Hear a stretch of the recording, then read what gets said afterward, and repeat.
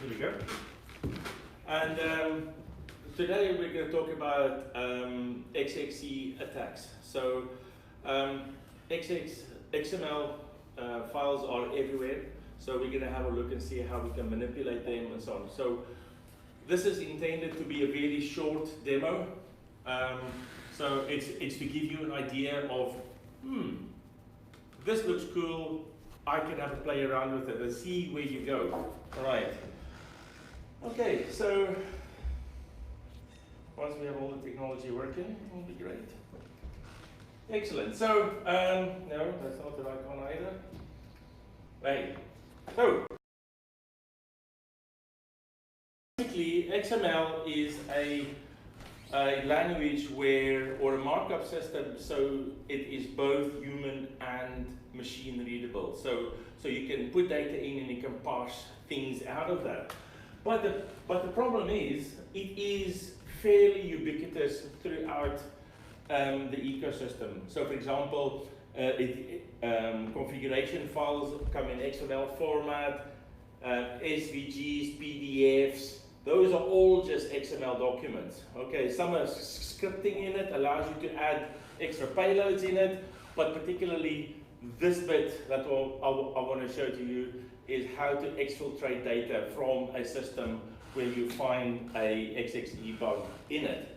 Now, to say an XXE bug is more the implementation of the XML parser than anything else. If they've done input validation and all those kind of things, then things will be pretty cool, and these kind of things won't happen. And we'll have a quick look and see what those kind of things are. So, particularly the one we're going to have a look at, for example, is arbitrary URL invocation. Basically, is inject the URL in, make the parser do the hard work of collecting all the data for you. Right. The next thing is a denial of service. We'll have a look at that. So basically, the server will recursively process the file until it runs out of memory. Okay, so, and unfortunately, at that stage when the system runs out of memory, the system just falls down, it gives up. As in, machine crashes, goes extremely slow, reboots, whatever the case may be. Okay, so some of the other things, we can do some data theft, where you can manipulate some of the data through HDCP. Okay, so we'll have a look at these kind of methods at the moment. But before we start off, we need to know what it is that we're going to be looking for. Okay, so we have to have a data template. Okay, so, and the data template shows us, for example, what kind of information am I going to expect? What kind of information am I going to put into fields or expect into fields that I'm going to parse for another app? Okay, so for example, in this one we have a document type, just geolocation. It's just a document type, and we may have things in there, for example, latitude, longitude, temperature, all those kind of things. These are little bits of fields that we can have in. So, and the data that we tend to put in will be something like this, a coordinates that look maybe like that. Now, all of this is internally on the system. Okay, so in this mode, everything works cool. Right, so what happens if we bring in a data template from externally? For example, we have to fetch it from somewhere else, and we have to process that particular template to parse all the data. Right, so particularly, the things we have to look at here for is this section here, where it says system, and then the geolocation data template. Okay, this bit here is the key part. This is the bit that's going to allow us to interact with the operating system, for example. Okay, and we can parse some stuff. Okay, cool. So, if we were to create such a template that we want things to happen with, so we create our normal document, but the bit here is the entity XXE the system part we mentioned, and then the thing where it must pull the data from, the template that it must pull from. Now, this isn't a valid XML data template, but who cares? Right? We are telling it, go and fetch this file. Right? And when we say go fetch this file, cool, we'll go for it. Now, in terms of all of this, in our data, well, in our XML fields, we will have to have some fields that we want to create or parse specifically. Okay, so for example, remember the temperature, geolocation and stuff like this? We just call our field bad field so we can remember what it is that we are talking about. And I'll use this in our demo going forward. Okay, so that is the really important bit that we need to have a look at, because it is referring to that particular template. It's not really a template, but just another file it must read in. Excellent. Bad fields, awesome. On the server side, we have just a normal processing script. It doesn't do very much. For example, it says file get contents, use the PHP input function. Awesome, we can do that. We can get a new document. We can have the load XML function. Awesome. And by the way, this bit here is a standard recipe for everything. Okay? So this is a standard recipe. So all that stuff will be there. We are particularly interested in this stuff that's in the bad field. Okay, remember just the bad field bit. Okay, so if we can manipulate the stuff in the bad field, read the stuff in the bad field, awesome. Right, okay, so now we can map some fields. For example, normally you would have a thing like message and blah, blah, blah. But in this case, our input data is going to be bad field, this is a message, and so on. Just so that we can see specifically what the XML parser is going to actually show us. Okay, those are important fields. We have to make sure that the thing that we're trying to extract is going to be the same. Right, okay, so easy peasy to send stuff through to the server. We can try and use curl, for example. We can use curl -d, say, right, we can send some data. This is the file we're going to send, and this is the road to, or the route to our parser, where it's, or server and the parser, where it's going to actually give us the stuff. All right, so quite often, this is almost like blind SQL injection. You will get no data back. Sometimes you get lots of data back. Sometimes you get an answer immediately. Sometimes you get an answer way after the fact. And the thing is, because if you get an answer immediately, the chances are that the command actually failed and the parser said, go away, I can't do this. Or if it takes a long time to come back, it's a case of, okay, parser is busy doing something, it's busy chucking out data, and until it reaches the end, and then you'll get your command prompt back. Right, so we can then also connect in, for example, our Burp proxy, get that all sorted, and we can just append this to the end of our line to actually send the traffic through our proxy, so we can capture the all of the traffic, so we can see which one is which. Right, okay, so pretty easy.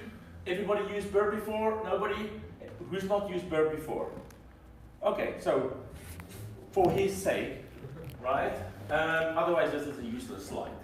And you guys will be like, oh my god, another one. Anyways, so basically, we can put in our target, and we can turn intercept off, and the reason why we turn intercept off is so that it doesn't hold the data.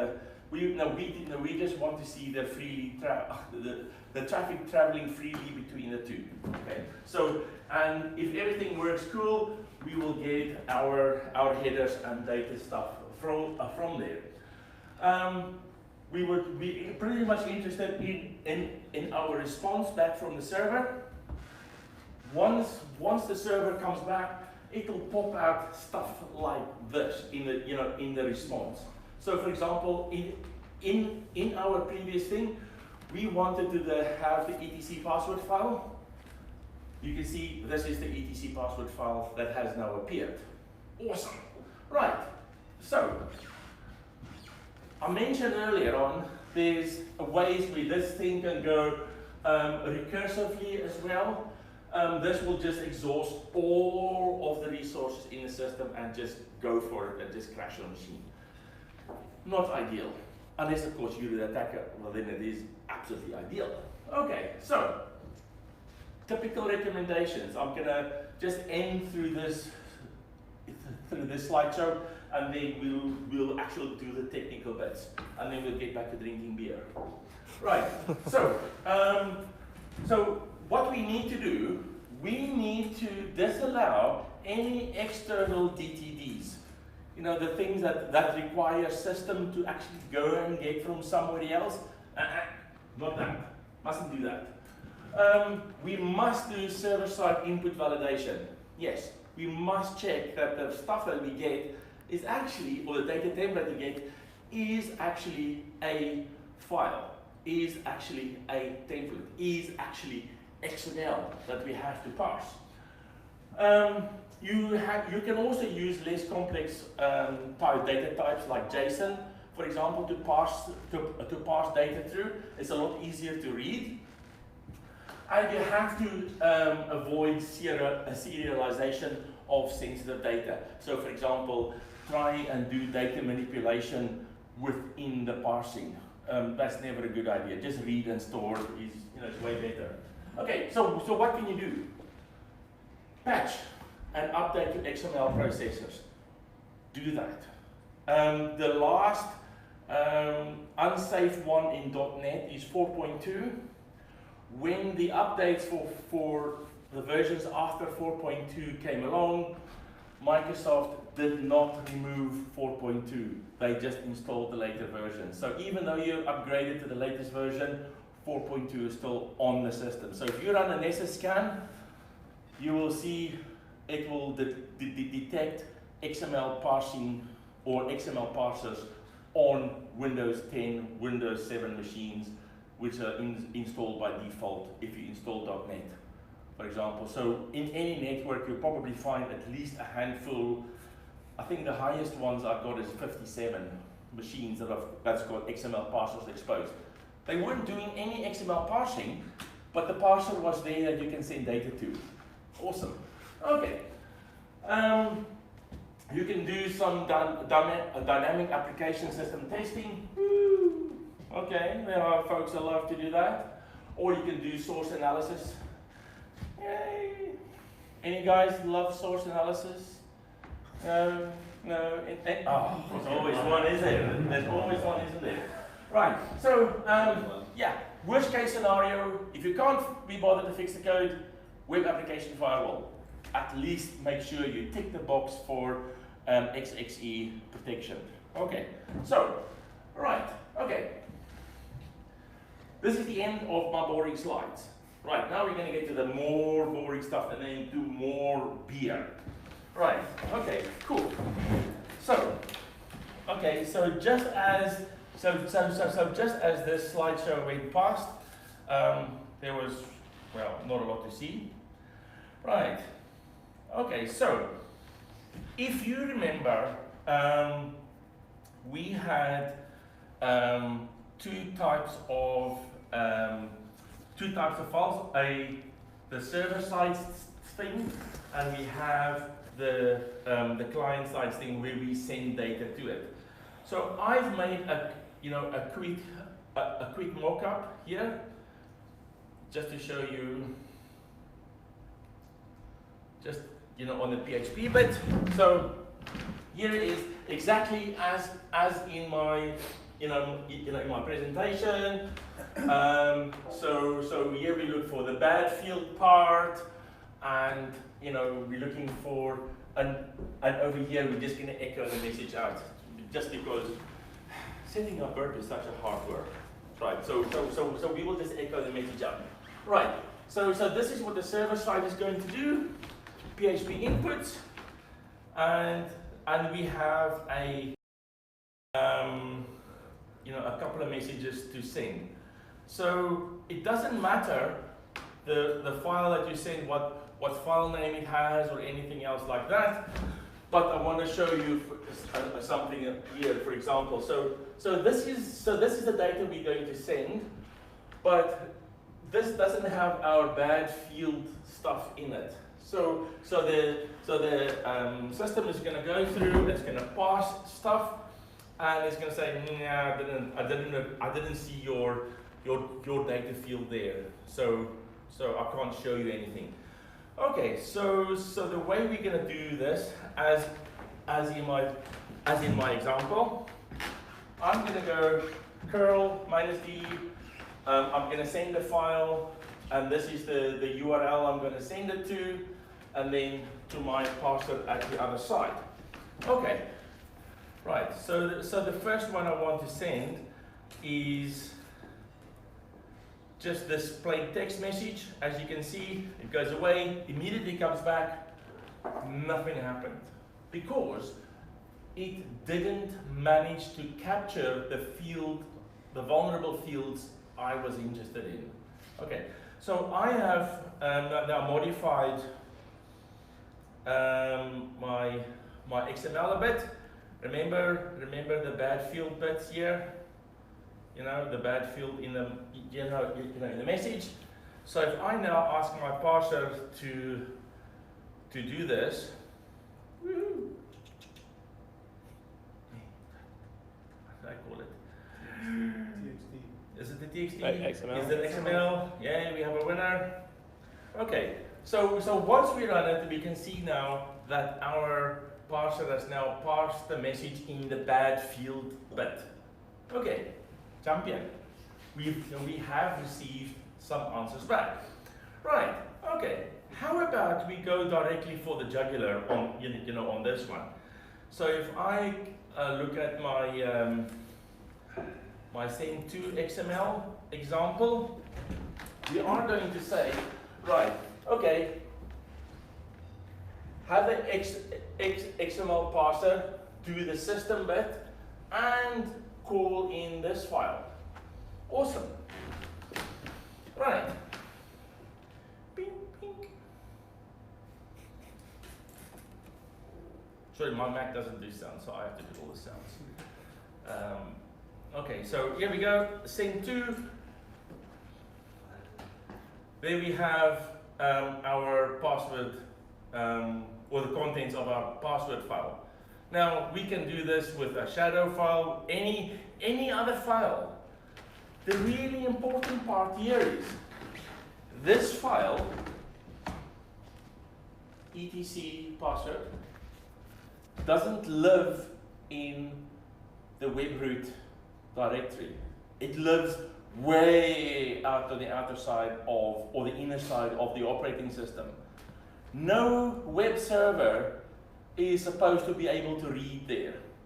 No web server is supposed to be able to bring back data from that side, because it's way out of the jail. And here I'm not even running Apache, I'm running NGINX. And NGINX is really strict about enforcing that you stay in your jail. Okay, so here we've totally broken out of the whole part and started retrieving data. So we can start getting quite creative in terms of what we want to retrieve, how we want to retrieve it. Yeah, we can do anything really. So I'll give you guys all a copy of the files and so on. So I'm not going to do loads more examples because they'll all just be the same of being able to retrieve data and so on. As you can see, there's no sort of exploit code involved. There's no weird and wonderful things. You just have to manipulate it so that you get the system to parse files from outside its process bit. Okay, that's it, guys. Awesome.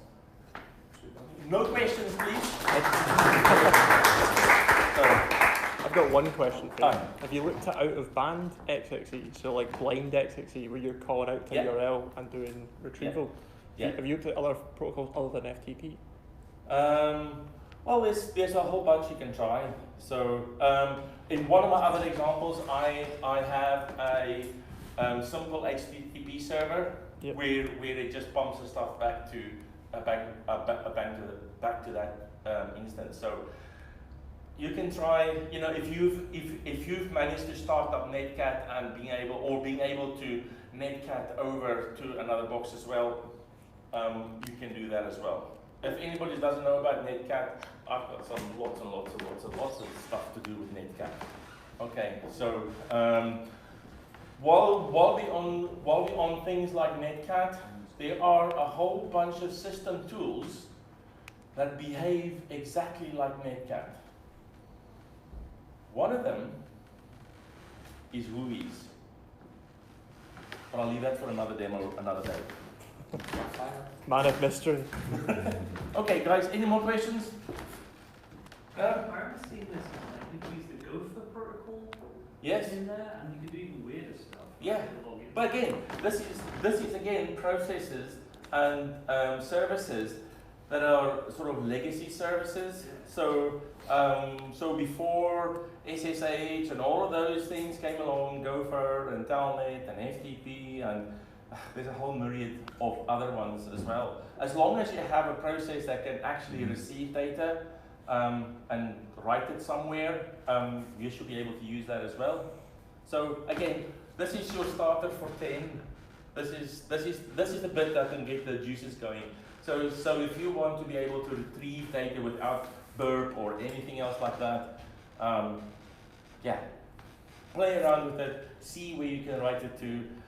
Sometimes you can even echo this stuff out to the web server directly to a file, and then just download the file through the normal HTTP methods. So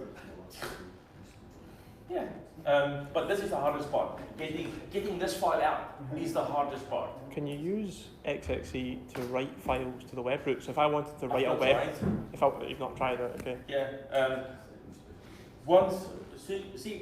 Normally if I get to XXE, I try and start my enumeration part directly from there, right? So if I can get the etc password dumped out straight away from a machine or sensor data out of the systems, the things I'm going to look at, for example here, you'll see all of these accounts. Their shell is either no login or false or something like that. Apart from these last few at the end, we actually have a really bit of a shell. So the users I'm going to brute force in terms of passwords or try and get their passwords is this guy Amen, this guy Secret, this guy as well. Okay, so I mean I can even, if I know the files in their home directories, for example their bash history, for example, I can echo out their bash history. I can echo out even their SSH keys anywhere where I'm not supposed to be reading. I can if I know what the file is called, I can pull it out, and if I know where it is. So yeah. Pretty powerful thing for a very small bit of code. How widespread would you say that? I don't know if this is a question that you could even answer just due to the scale of the internet, but how much success do you think you'd have with this on, say... Find the XXE first. Yeah, and then go from there. Yeah, if you find the XXE and it works, go for it. Yep. I guess what I mean is how often do you think this would work? Just as being able to like get into. How often does a SQL injection work? Yeah, is that a big question? 1 second. So it's, you know, in fact yesterday this afternoon somebody asked me the question in the office strangely about this. So if I go to, whoops.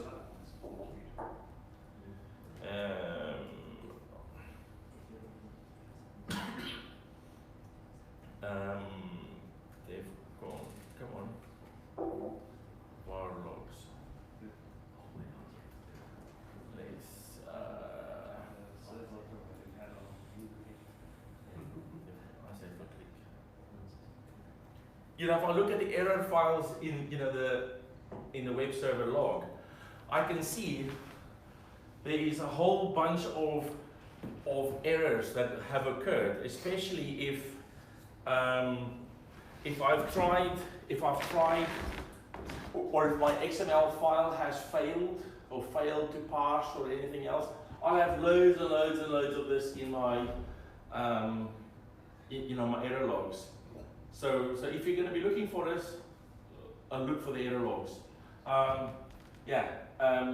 Similarly, do you know if it's working? Try it out. Look at the logs. See if it works. Yeah, that's a good choice. Because if it does work,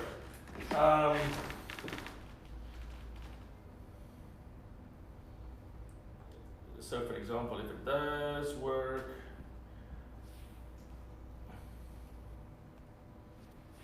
I need all this. So if it does work, we get all of these just successful things. Yeah. You tried it against XML RPC on WordPress? It doesn't work. Probably. I haven't tried it, but it might be.